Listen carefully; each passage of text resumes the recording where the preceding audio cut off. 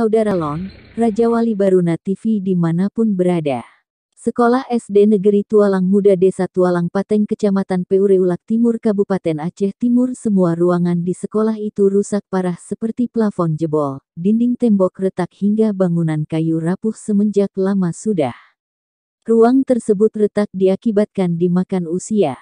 Dengan kondisi tersebut membuat siswa dan guru harus was-was belajar. Ruang kelas yang mestinya jadi tempat belajar maupun ujian di sekolah itu sudah rusak parah.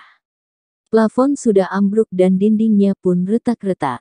Kondisi itu dibenarkan salah satu guru SD Negeri Tualang Muda Desa Tualang Pateng. Ia mengatakan, pihaknya merasa ketakutan, ditakuti roboh dinding sekolah. Sebab, atap ruang kelas sudah banyak yang ambruk. Menurutnya, kondisi itu sudah berlangsung sudah lama. Dia juga berharap kepada pemerintah Aceh Timur agar bisa dibantu oleh dinas terkait untuk mencegah korban jiwa, ujarnya. Reporter Raja Wali Baruna TV M. Nasir Sabihi dari Aceh Timur melaporkan ke studio.